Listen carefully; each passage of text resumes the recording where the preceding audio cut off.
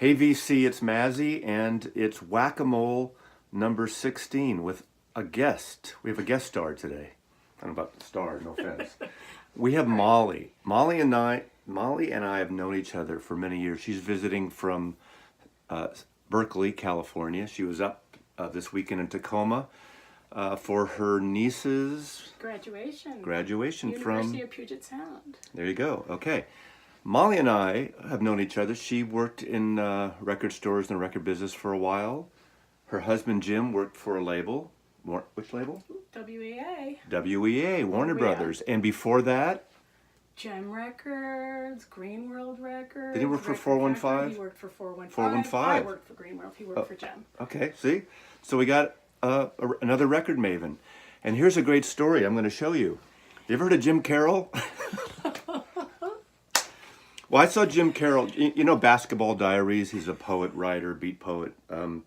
This album actually, Catholic Boys, I'm sure some of you sort of new wave or punksters of post-punk have heard it. Of a certain age. Of a certain age, but even later. You guys are, and women are young and old. And on Atco Records, 1980, great record, you should need to get this. There was a film version with DiCaprio, but kind of nice custom label there. On Atlantic Group, Atco. Anyway, I saw him at the Savoy Tivoli in San Francisco. Great show. One time, Molly and I were going to see him in Berkeley, at Berkeley Square. You want to finish the story? Sure. Sadly, I was, only 20. So we thought we'd just swing it and go to the Berkeley Square, but I was too young. We got carded. I got carded. Yeah. We're a 6-year difference, Yeah. something like that. Anyway. Norman's never let me forget it, ever. But okay, of course, if you're doing a Whack-A-Mole, we have to talk about, she couldn't get into Jim Carroll. We didn't fucking see Jim Carroll because she was underage. Okay. I guess I was leading to delinquency of a minor, sort of. Something like that. She wasn't a minor, but, it Yeah, wasn't I like knew she you was before 12. I was a minor. 14, actually. Oh, I met her when she was 14. That's even creepier. Oh, here's a great story about that. As I digress, my girlfriend and I were going out with her sister, who was the age of my girlfriend. And Actually, she's your age. Oh, is she? Yeah. No, I think she's 1 year younger than me. All right, whatever. What year was she born? 50. No, 54. Okay, so she's younger than me. Anyway, so we go to their house, their parents' house, and Catherine and Barbara and I are going out somewhere, and Molly was having A Beatles marathon. Beatles slumber party marathon with all the girls, and I think somebody, probably her sister, had told her that I'm a Beatle freak, Beatle collector. So, It was in the my childhood home kitchen where we okay, met. there we go. That's where we met, It's true. and it's been downhill ever since. Anyway, Whack-A-Mole number, I think it's 15, right? I'll figure out after when I post this. So, Whack-A-Mole videos are basically we pick 5 random records from my collection back here and hold them up and just talk about them. Tell stories. Okay, number 1. Oh, me? You. Oh, She's going to the Beatle wall. It's gotta be the Beatles. She's going to the Beatle wall. Yeah. But which pressing? Well, I don't know which pressing. I just took one. It's mono. It's a good thing. No? God. Did I Okay, get the wrong she one? goes for reissue, but she goes for the mono issues with the tip back Sealed, cover, sealed. a sealed copy of Revolver. Nothing special about this, although it's from the analog tape, so it's analog. She didn't, of course, pick one of my original rare Parlophone tube cut records. She picks a panicked. fucking You reissue. rushed me. But at least it wasn't stereo. I rushed her. me. We've been talking about this for a day. I rushed her. Anyway, the Beatles. Anyway, the best Beatle album actually ever made. Yeah, see, and I got that the right. great cover. Who did the cover? Klaus Vormann. There we go, Klaus Vormann. I met him. I have a couple of. Oh, this is good. This is a book that came out on the 50th, so 3 years ago. Klaus Vormann, Revolver. Really great book. I think it's signed by Klaus. Klaus? Kann ich Ihnen helfen mit Schlag? Kann come give him her dime hand. And it's got, I know we're digressing here, We are. but it's got all these photographs and illustrations that Klaus made. Anyway, cool. See, people want to know stuff about this stuff. Look at comics with the Beatles. There we go. Not great light there, but you get the idea. Oh, of course, there you go. And he has sketches and his studio. You'll see this when you on the playback there. Anyway, great artist, great bass player. Played with Plastic Ono Band and the like. And so we went from Revolver to Klaus. Klaus. Okay. Whack-A-Mole record number 2. Oh my God. Oh my God. Well, sure. No. Oh yeah, we gotta do Tom. Wait a second. Is this the one? Yes. Look. First try. Oh, okay. Company and the Heartbreakers. It's a promo. Yep. It's a promo, and what do you want to say about this? So I don't know how I found Tom Petty. I was in high school. I remember that, and played at Winterland. But he opened for Bebop Deluxe, so he was the middle bill. And I went with my friend Leslie. It was $5. I bought my T-shirt. I think that was $5 too in 1977. And you know, Tom Petty and I were like this ever since. There we go. Tom Petty. What I'll say about Tom Petty is after I worked at the record factory in early 1978, I got a job at ABC Records. And when I got a job, they were still promoting this record, pushing it, and this is why I worked for ABC for 2 years until MCA bought us out.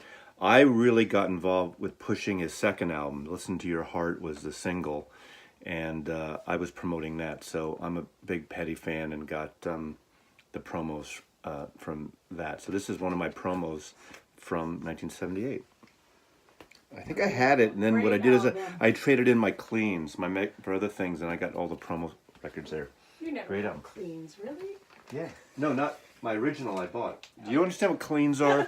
We need to have a discussion about cleans. Any of you in the record business back in the 70s? Very corrupt. If you know what cleans are, I don't want to describe them now, write down in the comments, okay? And subscribe. Okay, number 3. Whack-A-Mole number 3 with guest Molly from Berkeley, California. I don't know which one this is. The radical city in the Bay Area. I know this one. Okay. We love the Kinks. Okay, Molly. Oh my God, you know something about this? It's a sealed promo. It's a sealed overpressing. What do you call it? There's Cutout. a hole in it. But it's cut. It's not a promo. No, it's basically like a Overpressing. cutout. Cut out but not cut. Sometimes you did overpressings. Certain record chains, a record factory that we both worked at different times, called them overpressings. Mm-hmm. A lot of times you know them as cutouts where they clip the corner, but this can be played on a stereo phonograph. Yes. But it's a mono copy. Oh my God, did I do good? Still sealed. I bet you I could get $50 for this, or probably $75 for this You probably didn't even on the know you had Discogs. that one. Of course, I know I have it. I know every friggin' record. So talk about it. So Kinks, you know, I'm a child of the 60s. Loved all these songs. Didn't really, you know, I wasn't quite as into them as the Beatles, of course. But all these songs are amazing. And Jim is a huge Kinks fan, so I've learned a lot about them since then. And a few years ago in London, we saw the Kinks musical, Sunny Afternoon. So I love them even more now. There we go. There we go. Good choice. Okay. Whack-A-Mole number Are we 4? 3. 3? No, 4. Right, 4. Uh, Because Catholic Boys doesn't count. that was yours anyway. Well, okay. You gotta Whack-A-Mole number 4 with guest host I'm looking Molly for... from Berkeley. Okay, I do know my alphabet, but here we go. Here we go. Not the one I would have chosen, but it's, you know, it's them. Another huge influence of my life. Talk about them. I love the Ramones. When I heard them, again, high school, I just couldn't believe that what I was looking at was sounding the way I did. It was sort of almost, Beatles at the Cavern Club, the really quick, tight songs. And to this day, I just have such fond memories. I saw them about 6 or 7 times. Met Joey Ramone, accosted him on a street corner in New York, wearing my brother's leather jacket. Your brother's? Yes, he gave me the leather jacket. You were wearing it? Yes. He wasn't wearing your Joey brother's. wasn't wearing. But I tried to tell him, but he just kind of grunted at me. But still, it was contact with Joey. Cool. Yeah. Okay, Awesome. let's see. Love him. Now this is I think this is a record store date, number 3907 out of 10,000. Rough mixes of things. I even forgot what this is. I worked in a record, when I managed a record factory, we visited a distributor in LA at a One Stop, but they call it. And when it was in 70, when did their first album come out? 76? 76, I think. Yeah. So all the managers, or 6, 7 managers of the stores, the owner of the company was a regional chain in the Bay Area, San Francisco Bay Area, and they flew us down. And of course, it was one of those, it's 1977, kind of a young, rich owner of this small record chain before he sold it later to the warehouse. Takes his managers down, sticks us in a limo. Everyone's doing blow in the back of the window. I hate to admit that, but hey, this is many years ago. We go to this, it's the 70s. We go to this distributor. He takes out to a great lunch.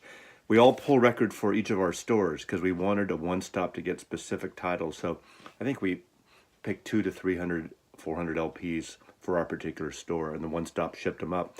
But when we were there was an One Stop, like an in-store, but at the One Stop, and the Ramones were there. They showed up, they walked around, we kind of met them.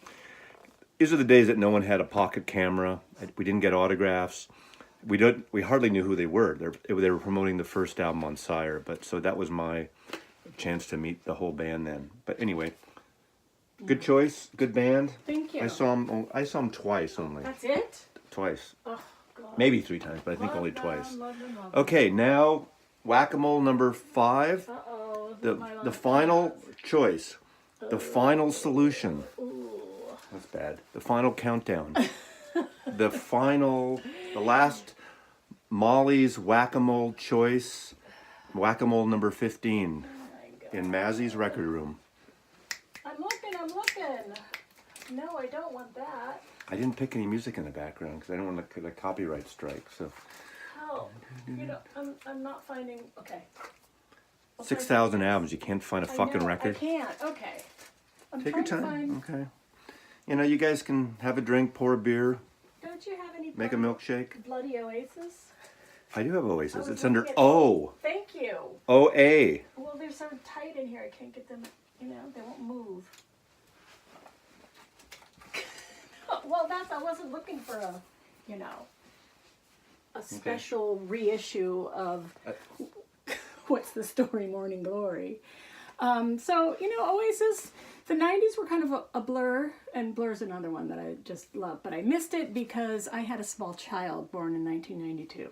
So I kind of came to the whole Britpop thing a little late. Most children who are born are small. Thanks, Norman. But I love Oasis. I don't love all Oasis, but I do love this album. It's clangy. I know they kept comparing themselves to the Beatles, which I disagreed with, but I still love their sound, and I think this is probably my favorite Oasis album. Anything you want to add? I love this album, actually. I thought they were the 2 brother wankers, especially when you watch that documentary. The documentary, get a life. What's with brothers, right? The Davies brothers from the Kinks, the Everly brothers. Can't fucking brothers, get along? I'm an only child. Of course, now I have a newly found half-brother. We get along fine. What is this bullshit? I did see him once at a small club in San Francisco called the Bottom of the Hill Club when no one knew who they were. I never saw them again. I know they never really quite caught on except for this album in America. Really, I mean, they did, but yeah, later ones, so they're not like the Beatles. I mean, they're huge in the UK. Obviously, one of the biggest bands of the last 25 years. And I like, which is the smart one, not the idiot. That's Noel. I like Noel. I mean, I like, him. But I like Liam's voice. You can't, Yeah, but he's like the wanker, right? And he's the one who just stands there. Yeah, he's the wanker. Yeah. Noel's the the one, stuff with Johnny Marr. Oh, yeah. Right? And with, all that stuff. But anyway, so Molly, thank you. Thank you for visiting. Thank you for having Thanks me. for watching Whack-A-Mole. This is the longest Whack-A-Mole to date, I think. Wow. Because she didn't know what she wanted, you know? There's too much to choose from. Anyway, yeah, there is a lot to choose from. Anyway, thank you, and Mazzy loves you. See you next time.